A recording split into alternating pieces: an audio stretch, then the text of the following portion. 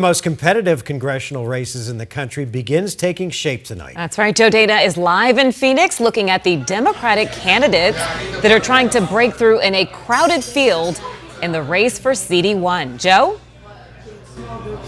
This district covers Scottsdale, Phoenix, Cave Creek. We're at the campaign headquarters of Marlene Galan Woods. Politics is a funny thing. A lot of times someone who may be a strong candidate in the primary is perceived to be weaker if they're in the general, and vice versa. You talk to a lot of Democrats, they believe that Marlene Galan Woods would have the edge if she faces off against a Republican getting out of Congressional District 1 primary, but she finished third the last time around. Let's take a look at all four candidates.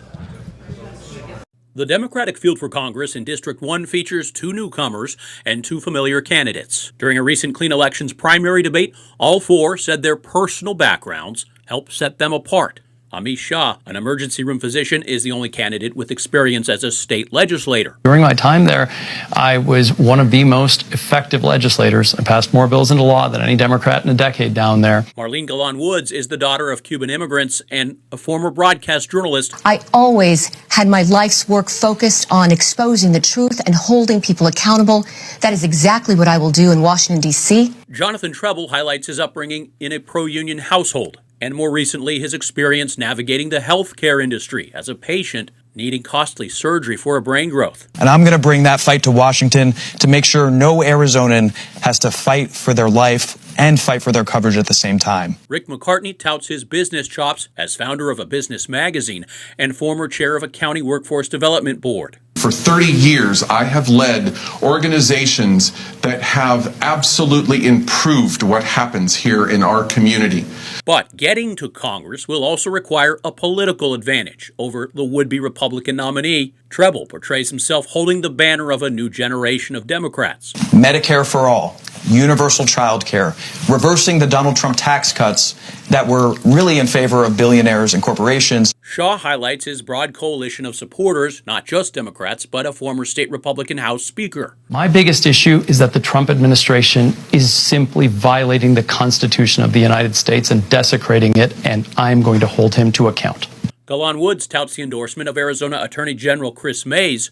Both are former Republicans. What I'm doing now is I am speaking to independents, I am speaking to Republicans, and I am speaking to Democrats all across the board. People are horrified by what they are seeing in this country, the corruption.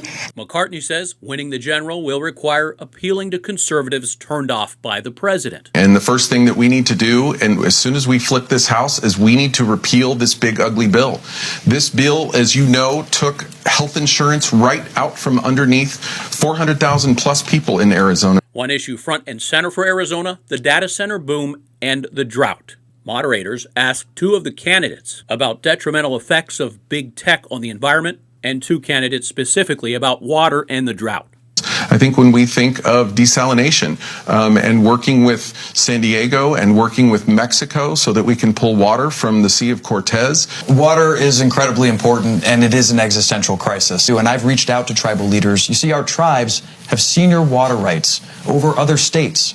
We need to bring them into negotiations. As far as data centers are concerned, they need to be good stewards and good members of the community and members of Congress. And in Congress, we need to hold them accountable. They need to be water neutral. Economics like growth and opportunities for our people do not have to conflict with environmental priorities necessarily. So we've got to make sure that we can do both. But that's what a Democrat does, is make sure that those priorities are balanced. If polls are any indication, whoever comes out of this field should have as good a chance as any in recent election cycles to topple the Republican. Running during a midterm when gas prices and inflation are up, and the war in Iran continues into its fifth month after the president said it would last 4 to 5 weeks. Polls show all three of those issues remain concerns among most voters. Joe Dana, 12 News.